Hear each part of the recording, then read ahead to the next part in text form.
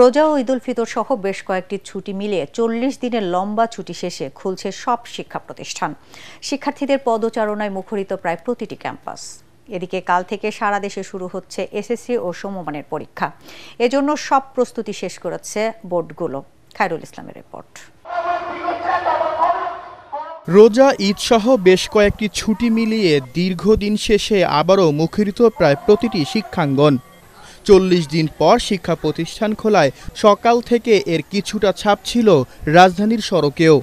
অনেকদিন পর ক্লাসে ফিরে উচ্ছ্বাসিত শিক্ষার্থীরা সহপাঠীদের সাথে হৈহুল্লোড় করে কাটায়। আমাদের পুরনো বন্ধুদের সাথে দেখা হয়ে অনেক ভালো লাগছে। আর মূলত আমাদের শিক্ষা প্রতিষ্ঠানটা অনেক উন্নত হয়েছে আগের থেকে।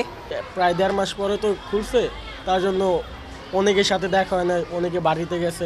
মজা করলাম, পড়াশোনা করলাম, সবার সাথে দেখা হলো, অনেক মজা লাগলো, ভালো লাগছে। সঠিক প্যাড আর সঠিক তথ্য দিয়ে এসব সামলে নিব এক হয়ে। Monalisa sanitary napkin. শিক্ষার্থীদের উপস্থিতিতেও খুশি শিক্ষকরা।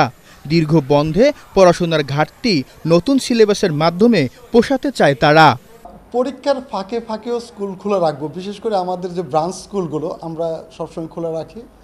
এবং এই যে শুধু এই 9 তারিখ যে খোলা যে ছিল এটা নয়, আবার যেখানে কেন্দ্র আছে সেটা পরীক্ষার পরে গিয়ে অনেক স্কুল খুলবে। তবে আমরা এখানে যেহেতু ধারাবাহিক ক্লাস চালিয়ে যাব, এই জন্য আমরা একটা সমস্যা মনে করছি না। তবে যেসব শিক্ষা প্রতিষ্ঠানে এসএসসি ও সমমানের পরীক্ষার কেন্দ্র হিসেবে ব্যবহৃত হবে সেখানে ছুটি থাকবে আরও বেশ কয়েকদিন। মাধ্যমিক ও উচ্চ মাধ্যমিক শিক্ষা অধিদপ্তরের পক্ষ থেকে পরীক্ষার ফাঁকে ফাঁকে ক্লাস নেওয়ার নির্দেশনা দেওয়া হয়েছে। বৃহস্পতিবার থেকে শুরু হতে যাচ্ছে এবারের এইচএসসি ও সমমান পরীক্ষা। খায়রুল ইসলাম, এটিএন বাংলা, ঢাকা।